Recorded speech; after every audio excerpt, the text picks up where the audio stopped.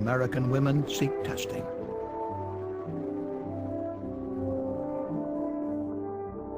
By 1980, AACR membership had grown to over 3,000.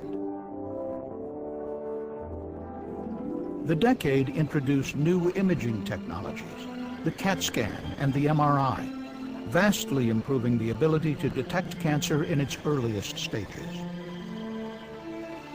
The 1990s brought the next giant leap for all scientific research, the mapping of the human genome. The knowledge of the human genome sequence allows us to look for genes and understand the way genes interact much better than we could before. In my own particular area, the realization that epigenetics, changes in the way the DNA is packaged and used, has made a big impact on cancer research.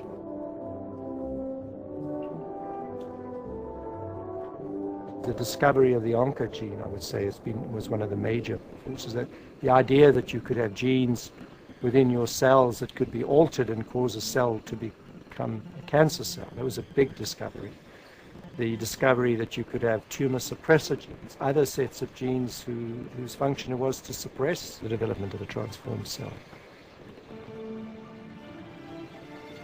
All of this technology development is now being utilized in cancer research, and again is accelerating our ability to diagnose and treat cancer at its earliest stages and even more effectively.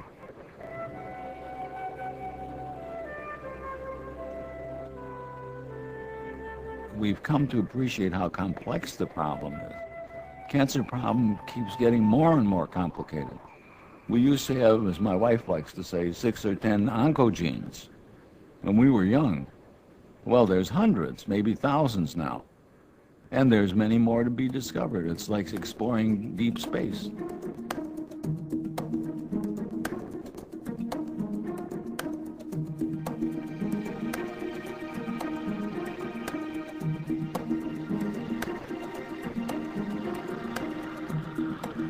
The AACR is so critical because it forces our thinking and our research to be on the cutting edge.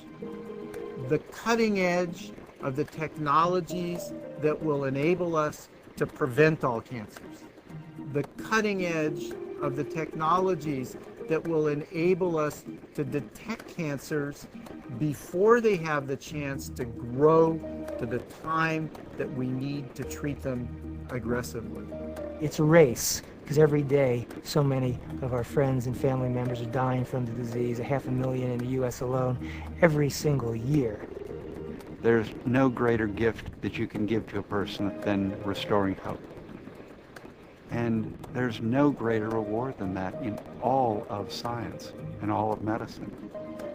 You know, if I had one goal, it would be that what the AACR does to enable a synergy between basic researchers and translational scientists would work so effectively that the AACR would go out of business. We do not intend to be around in 100 years from now. We're hoping we put ourselves out of business. I think things will be extremely different in 100 years in terms of cancer. We won't see the suffering that we see now. We won't see the pain that we see now.